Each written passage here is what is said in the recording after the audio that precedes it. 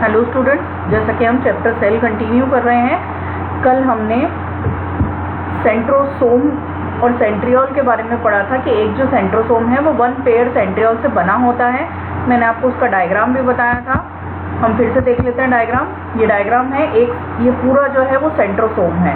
ये एक सेंट्रोसोम, दो सेंट्रियोल, एक मदर सेंट्रियोल एक डॉटर सेंट्रियोल, दोनों से मिलकर के बना होता है, जिसमें एक प्रॉक्सिमल एंड है और ये डिस्टल एंड है।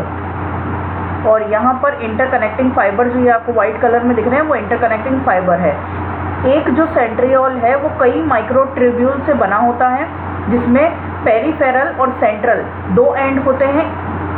एक अगर हम इसका स्ट्रक्चर लें माइक्रोट्यूब्यूल का, तो ये देखते हैं हम कि इसमें ये तो होते हैं पेरिफेरल माइक्रोट्यूब्यूल और सेंटर। तो इसके अंदर पेरीफेरी के अंदर जो है ये 9 माइक्रोट्यूब्यूल प्रेजेंट होते हैं और सेंटर में कोई भी माइक्रोट्यूब्यूल प्रेजेंट नहीं होता, इसलिए इनके अंदर 9 + 0 का अरेंजमेंट होता है सेंट्रियोल की अगर हम बात करें तो। और इसमें एक माइक्रोट्यूब्यूल तीन जो है उस सेट का ट्रिपलेट का बना होता है। आपको 3 ट्रिपलेट दिख रहे हैं। इसके अंदर 3 माइक्रोफिलामेंट है, जो कि एक माइक्रोफिलामेंट के अंदर ये छोटे छोटे जो आपको सर्कुलर स्ट्रक्चर दिख रहे हैं इनको कहते हैं प्रोटोफिलामेंट। तो एक जो माइक्रोट्यूब्यूल है वो एक माइक्रोट्यूब्यूल खूब सारे प्रोटोफिलामेंट से मिलकर बनता है। तो ये इसके अंदर ट्रिपलेट का अरेंजमेंट है, यानी ये 3 माइक्रोट्यूब्यूल साथ में अरेंज है, जो कि सेंट्रल एक्सिस से एक फाइबर लाइक स्ट्रक्चर से जुड़ा हुआ रहता है। ये है स्पोक्स, इनको कहते हैं स्पाइक्स। इन स्पाइक्स के थ्रू ये जो पेरिफेरल माइक्रोट्यूब्यूल से सेंट्रल एक्सिस अटैच रहती है। ये एक सेंट्रियोल का स्ट्रक्चर होता है, जिसमें कि ये ट्रिपलेट में अरेंज रहते हैं माइक्रोट्यूब्यूल। और जो ये ए होता है वो 13 प्रोटोफिलामेंट का बना हुआ होता है और बाकी 10 प्रोटोफिलामेंट के बने हुए होते हैं, यानी फर्स्ट ए से कम होते हैं। देखते हैं हम structure. Each cell has a pair of centriole in the centrosome, यानी एक जो सेंट्रोसोम है वो 2 सेंट्रियोल का बना हुआ होता है। A region near the nucleus, the member of each pair of centriole are at right angle to one another। जो दोनों पेयर है सेंट्रियोल के वो एक दूसरे से राइट एंगल पे अटैच रहते हैं। अभी अपन ने डायग्राम देखा। और centriole possesses a row of 9 peripheral fibrils. अभी मैंने आपको बताया कि माइक्रोफाइब्रल्स होते हैं 9 और सेंट्रल में एक भी माइक्रोफाइब्रल नहीं होता, इसलिए अरेंजमेंट कैसा होता है 9 + 0। तो 9 peripheral fibrils are absent in the centre. The arrangement is therefore called 9 + 0 fibril. Fibrils run parallel to one another but at angle of 40. Each fibril is made up of 3 subfibers, therefore it is called a triplet fibril। मैंने आपको बताया 3 सबफाइबर्स का बना होता है, इसलिए उसे क्या कहा जाता है, triplet fibril. The 3 subfibers are in reality microtubules joined together by their margins। वो जो 3 फाइब्रिल होते हैं ट्रिपलेट फाइब्रिल, वो क्या होते हैं, एक्चुअली माइक्रोट्यूब्यूल होते हैं, जो कि एक दूसरे से के मार्जिन से एक दूसरे से अटैच रहते हैं। And therefore sharing the common walls made of 2 to 3 protofilament. 2 से 3 प्रोटोफिलामेंट से अटैच, जैसा कि ये देखिए डायग्राम में, यहाँ से 2 और 3 प्रोटोफिलामेंट ए और बी शेयर कर रहे हैं और 2 और 3 प्रोटोफिलामेंट जो है वो बी और सी शेयर कर रहे हैं। तो ये एक दूसरे से वॉल शेयर करते हैं। Each subfiber has a diameter of 25 nanometer. From outside to inside, the 3 subfibers of a triplet fibril are named as C, B और A। अगर हम आउटसाइड से इनसाइड देखें तो उनके नेम्स क्या हैं, C, B और A। Subfiber A are complete with 13 protofilament, while B and C subfibers are incomplete due to sharing of some microfilament। जो A होता है वो completely 13 प्रोटोफिलामेंट का बना होता है और B और C जो है वो कम होते हैं, क्योंकि वो एक दूसरे से शेयर में कुछ माइक्रोफिलामेंट जो है वो कॉमन होते हैं। The adjacent triplet fibrils are connected by C to A proteinaceous linker.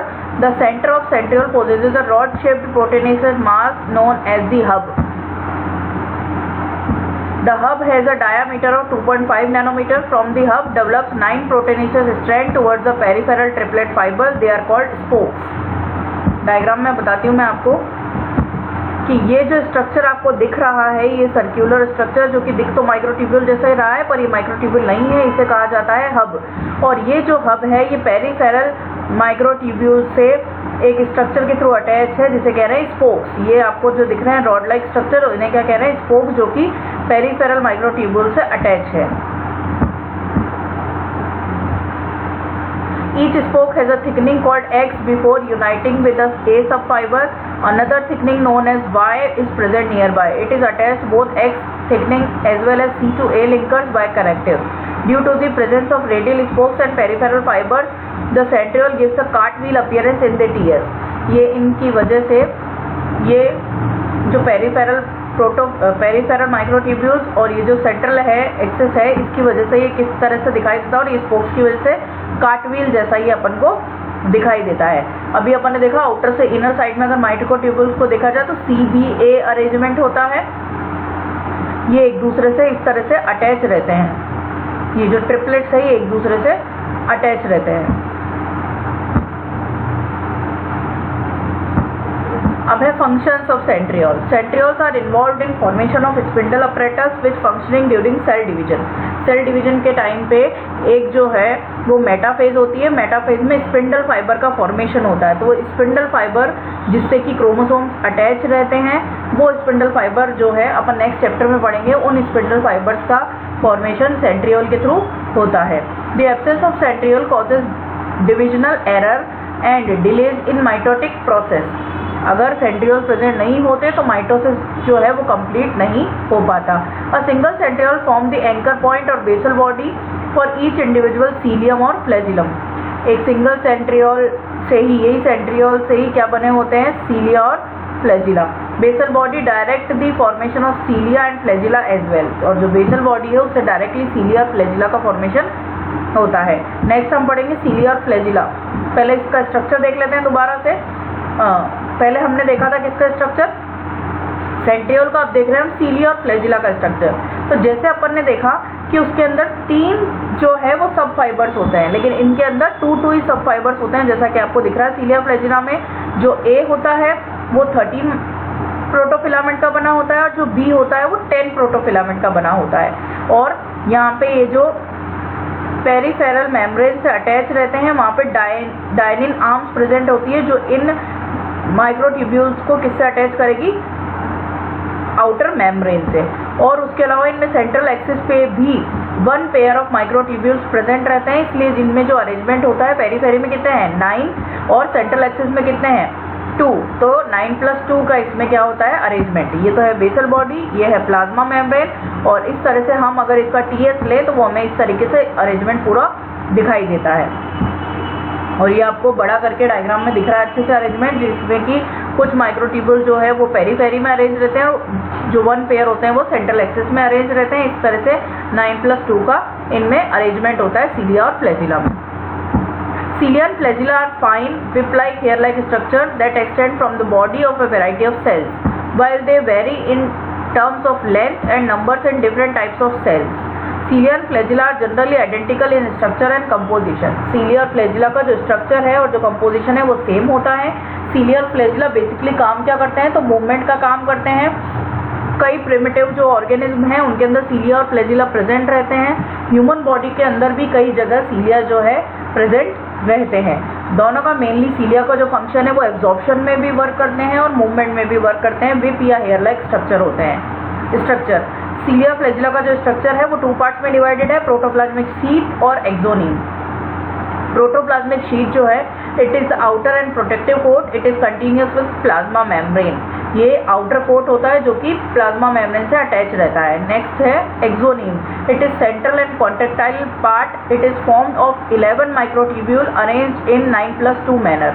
अभी मैंने आपको बताया था कि ये एक्सोनीम, ये डायग्राम में देखते हैं, ये पूरा एक्सोनीम पार्ट है जो कि 11 माइक्रोट्यूब्यूल से बना हुआ है। 9 तो पेरीफेरी में अरेंज है और 2 जो है वो सेंट्रल पार्ट में अरेंज होते हैं। इसलिए कौन सा मैनर है? 9+2 manner. The axoneme has a number of microtubule running parallel to the long axis. बहुत सारे एक्सोनीम में माइक्रोट्यूब्यूल होते हैं जो पैरेलली अरेंज रहते हैं। They are usually 9 pairs of radially arrange periphery microtubule and a pair of centrally located microtubule.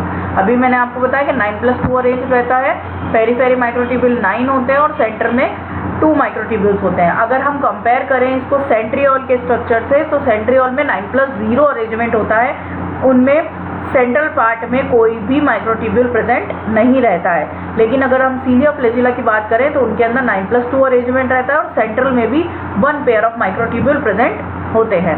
The central tubules are connected by bridges and are also enclose by a central sheath. जो central tubules है वो bridge से, ये देखो ये आपको दिख रहा है ब्राउन कलर में, ये ब्रिज बना हुआ है, इस ब्रिज से ये अटैच रहते हैं और फिर इसी ब्रिज से जो है वो पेरिफेरल जो माइक्रोट्यूब्यूल है वो अटैच रहते हैं एक रॉड लाइक स्ट्रक्चर के थ्रू, जिसको हम वही कहेंगे क्या, स्पोक्स। ये चीज उनमें सेम होती है। The central sheath is connected to one of the tubules of each periphery doublet by a radial spoke.